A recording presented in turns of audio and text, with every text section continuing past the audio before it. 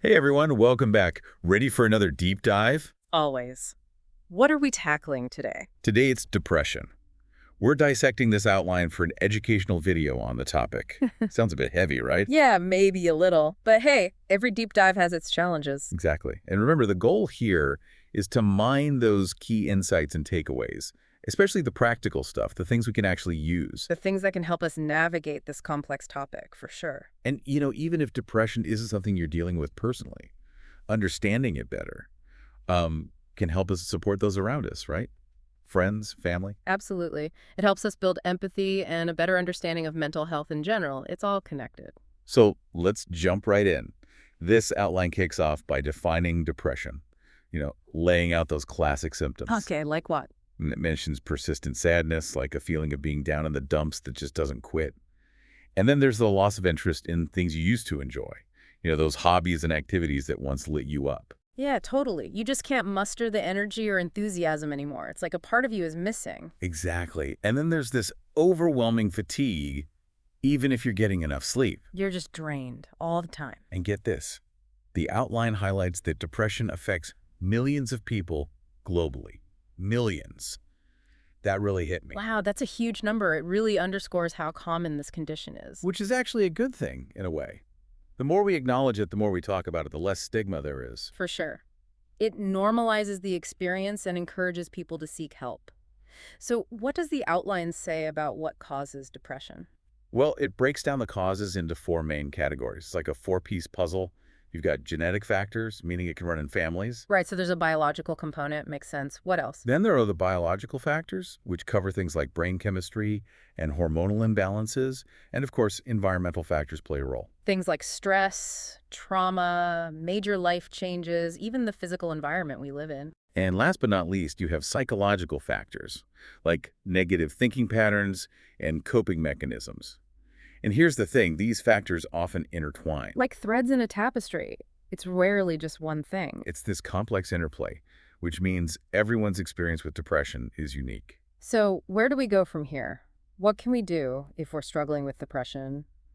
Or if we want to support someone who is? Well, the outline is crystal clear. Seeking professional help is crucial. It specifically mentions cognitive behavioral therapy, CBT, and medication. Those are often the two main pillars of treatment. So tell me a little bit about CBT. What is it exactly? Okay, so imagine CBT as a way to retrain your brain. Let's say you're stuck in a loop of negative thoughts, constantly telling yourself, I'm a failure. CBT helps you challenge that thought. By like arguing with yourself. In a way, yeah. It's more about asking yourself, okay, what evidence do I have to support this thought? Is there another way to look at this situation? So you're learning to identify those destructive thought patterns and replace them with healthier ones. Exactly. It's like having a personal trainer, but for your mind. I love that analogy. And then there's medication. What's its role? Medication can be a lifesaver for many people. It helps regulate those brain chemicals, the neurotransmitters that are out of whack and affecting mood. It's like providing your brain with the tools it needs to function properly. Got it. So it's a bit of a tag team, CBT and medication. They can work wonders together. Exactly. It's about finding the right combination that works for you. And it's not just about professional help. The outline also highlights some self-help techniques, things we can do on our own. Things within our control. I like that. What does it suggest? Well, first up, it's exercise. And no, we're not talking about training for a marathon here. Even a quick 10-minute walk can do wonders. Yeah, I've heard that too. Exercise releases endorphins, those feel-good chemicals. It's like a natural mood booster. It really is. And then there's mindfulness and meditation. These techniques are all about calming the mind, quietening that mental chatter. It's like hitting the pause button on the constant stream of thoughts. It's so important, especially in our always-on world. Absolutely. And let's not forget the basics. Healthy eating and quality sleep. You can't underestimate the power of those. Nope. They're the foundation. The outline really drives home the importance of a good diet, fueling your brain with the nutrients it needs. And getting enough sleep. When you're sleep deprived, your emotions are all over the place and it's harder to think clearly. It's true. And here's another big one, and I can't stress this enough. The power of support systems. Our connections with others. Exactly. Talking to friends and family, finding a support group, reaching out to helplines, exploring online resources, all of these can be incredibly helpful. It's about knowing you're not alone in this. Sometimes just sharing your burden can make a world of difference. It's about having that safe space to be vulnerable, to be heard, and to connect with others who understand what you're going through. And then the outline wraps up by emphasizing two super important lifestyle changes. What are they? First, establishing a daily routine, creating structure and predictability, especially when your emotions are all over the place, can be really grounding. It's about creating a sense of normalcy even when you're feeling anything but normal. I get that. And second, setting achievable goals.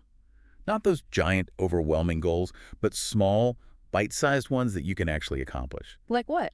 It could be as simple as making your bed every morning or taking a 15-minute walk. The little things, right. The little things that give you a sense of accomplishment and purpose. So, to wrap it all up, what's the biggest takeaway here? I'd say the most important message is this. Depression is treatable, and there are so many paths to recovery. Exactly. Professional help, self-care techniques, and the power of human connection, these are all essential ingredients in the recipe for healing. As we finish up, I'd like to leave you with a thought. What's one tiny step, no matter how small, that you can take today to prioritize your own well-being or to support someone you care about? Maybe it's sending a text to a friend, researching a therapist in your area, or simply taking a few deep breaths. Every step counts, and there is always hope. Don't underestimate the power of those small steps. Remember, even a tiny ripple can create a wave. Take care of yourselves, and remember, you're not alone.